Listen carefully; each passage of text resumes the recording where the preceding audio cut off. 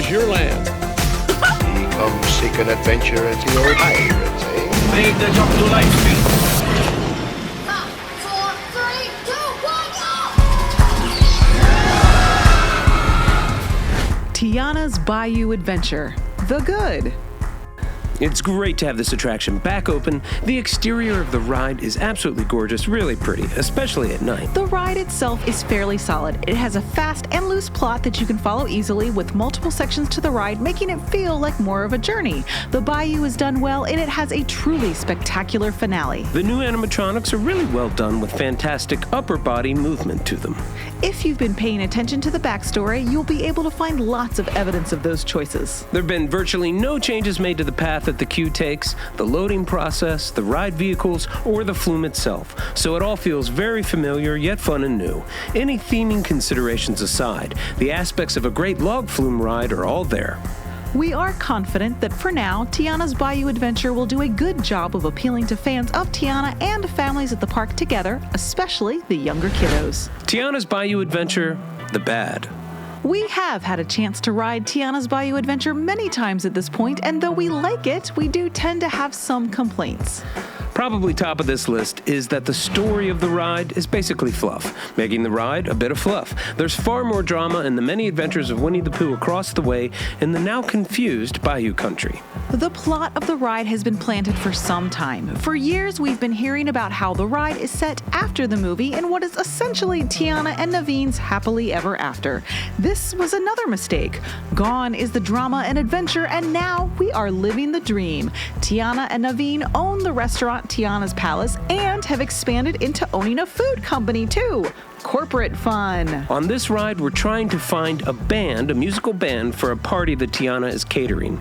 Or perhaps it's the opening of her business. You know, it's not actually clear what the event really is being held for, but it is clear that we need to head out into the bayou looking for a band amongst the critters of the forest.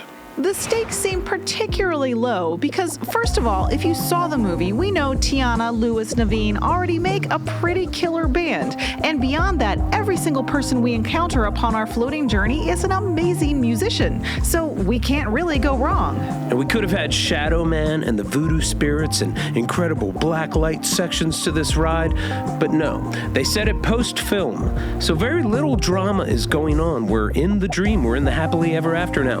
We're left wondering why, and we're ready to offer suggestions. It puts the ride on par with the level of conflict found on It's a Small World. Even some spinners and transportation rides offer more drama than Tiana's Bayou Adventure. At least there's the threat that Casey Jr. might not make it up that hill, or your runaway railway car might not make it back. Another issue that we see, the ride doesn't seem to fit well in the lands that it's been placed into. Disneyland has opted to change Critter Country into Bayou Country, which we agree works as an extension of New Orleans Square in a very cool way. Though now Princess and the Frog heavy with 3 shops, a restaurant, and an attraction, it reflects the city with a downtown, a garden district, and the bayou surrounding it. But it's not perfect. What about Pooh? Winnie the Pooh's ride, shop, and very popular meet and greets share Bayou Country, and the only way to make sense of it is to say it doesn't need to make sense. It's just a theme park after all, right? And in Walt Disney World, Frontierland has become a thematic mishmash, and more of that is on the horizon with the new Cars-themed attractions coming to the land. The jury is technically still out on that, we suppose. It seems bad comes with the good. The animatronics we've added to the ride are impressive in their size and movement. The critter musicians are often very successfully rendered, and as we mentioned, the finale is jaw-dropping. But the fabric used on the humans has a felt-like nap to it, and Tiana's head is so large and so like the animation that she comes off a little bit more like a Muppet than a human being. Though we like the new outdoor garden and the bayou sections of the attraction, and we were absolutely blown away by the finale set in New Orleans, we do not care much for the tiny section of the ride, when Mama Odie shrinks you down to frog size. The main complaints here are, 1, it feels unfinished. Large sections of the ride have that is that a minimalist choice, or did we run out of money feeling with minimal or no scenery, or worse, just screens? And 2, it does nothing at all to set up the impending 40-foot flume drop. This should be the most anticipatory part of the ride, with the most heightened drama, and there just is none. It's quite anticlimactic. Ultimately, the drop is just shrugged off as a shortcut, and the effects are less stellar than they were sold as we head up the final lift hill. It seems inexplicable that a better way was not found to connect the biggest technical element of the ride, the drop, with the show's plot. Tiana's Bayou Adventure, The Missed Opportunities.